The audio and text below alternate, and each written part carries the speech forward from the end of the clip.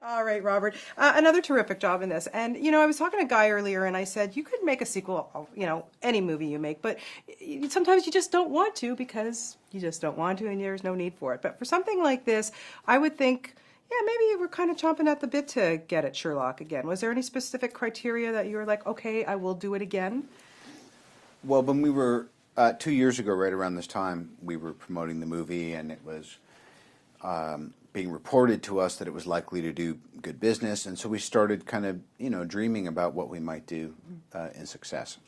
And obviously, the Moriarty story comes to mind because it's the kind of quintessential, supervillain. So we kind of ran in that direction.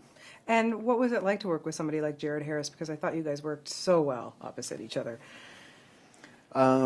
We definitely looked after each other.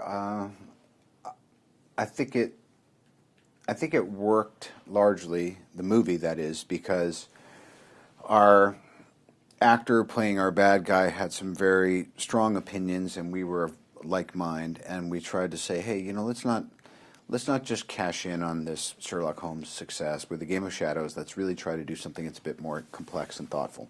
And he was the right guy for it. Yeah, he totally was the right guy for it. How did he, adapt? Because you guys have your style. You go on, you have your script, but then you get there and you can just mix it up. Was he adaptable to that? Yeah, he was. It was trial by fire. At a certain point, he went home from a rehearsal being informed that he was going to need to learn a German Schubert piece and be singing it to playback the next day. He'd never sung, I don't even think, in English hardly, and he came in the next day and did it, and it's a powerful and interesting part of their second meeting. Yes, it is. You look really, really good as a woman. Were you channeling Tony Curtis in that get-up? I've heard Tony Curtis. I've heard, is it Robert Smith from The Cure? Yep. Did you enjoy it, putting on a dress, the makeup? I enjoy the idea of it actually being it. I realize I am not a transgender yet. Don't even say yet. Don't go there. You never know. You have to leave room for that possibility. Yeah, I guess so. What is it with you and Jude now? Of course, you guys are just like, you can finish each other's sentences, I think. You stepped it up so much, the two of you, in this, that I didn't want to not see any scenes with the two of you. It was so good. What is it about the two of you guys? I think we both, first of all, he has a work ethic that is just beyond imagination, and he's very open, and he's very, very smart, and he thinks like a writer, and he's, there's something just so kind of fun about him. And so we just wanted these scenes to really feel like you're looking at these guys, and you hope they never stop solving cases together. Do you get to the point with each other you're still discovering stuff about each other? Sure. I mean, with Holmes and Watson, that's how it is during the course of the stories. And I think as far as Jude and I go, we don't hang out a bunch. We see each other on set, and we have this kind of ongoing meditation on these two characters. So we're kind of like students together in a strange way. Yeah. Like I say, again, there's so many new characters in this, and they're all so much fun to watch. And I just want to ask you about working with Noomi, because, I said to her earlier, I think you underestimate how many people in North America have seen you in The Dragon Tattoo. You really were spectacular in that. And she's like, but to make this big first feature film in North America and to work with you guys, what was it like for you to work opposite her? Because she had such a phenomenal time on it. Well, first of all, I was training down in the basement of this house we were staying in Mayfair, and I said, oh yeah, she looked like she threw a couple punches. I said, why don't you come over and train with Sifu and I? And she came over, and she gloved up, and I was just like, oh my God, this girl likes to fight. Like, has a real warrior spirit. So we started maybe,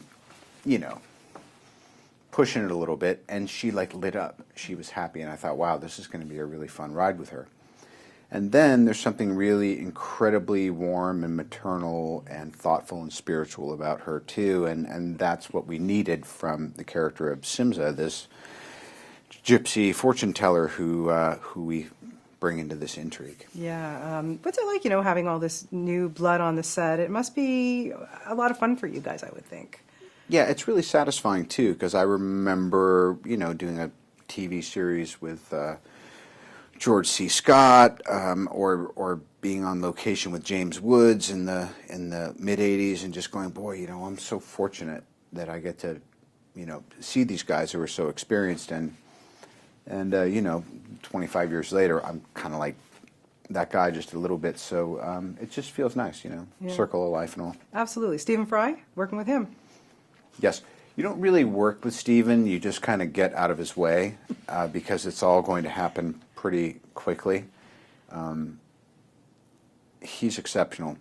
Again, one of the great pleasures of this was we're in London, then we go back and do some reshoots, and then we go see Jude doing a Eugene O'Neill play, and you go, oh my God, that was even better than Hamlet. This is crazy. And then we're shooting, and Stephen goes, I won't be able to come in tomorrow. I'm doing at Royal Albert Hall. Would you like to come? And then you're like seeing him on stage, and you go, oh my God, so many of these people that you call and you work with they're just doing extraordinary things, kind of like on their off days. It's nuts. How do you continue to challenge yourself? I mean, you pick these amazing roles, but there's got to be something for you to just keep you going. I'm kind of a process guy. I'm basically having a apprenticeship under the missus for producing as well, which is very exciting. So, and you're going to be a new dad. That's got to be extremely exciting. Speaking of producing and schedules, the first 6 months on that schedule are going to be tough. But it'll be amazing. Yeah. I do have to ask you about the Avengers because, Please. I in addition to my son, who cannot wait for this movie, I'm very excited. What was it like for you to get on set with everybody and make this film? Well, first of all, you just hope that the costumes all look right.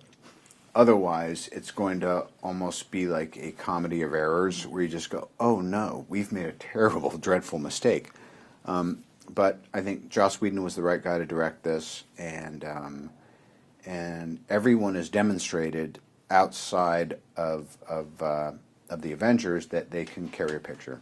And then we have some new folks, obviously, with Jeremy Thomas Hiddleston playing Loki and all that. So it's a strong team. Well, I cannot wait. And again, congratulations on this. You guys did such a fantastic job. And number 3, I'm waiting for it. We got to talk again about that one. So Fine. We'll see. Okay. Thanks, Robert. Always wonderful to talk to you. Thank you.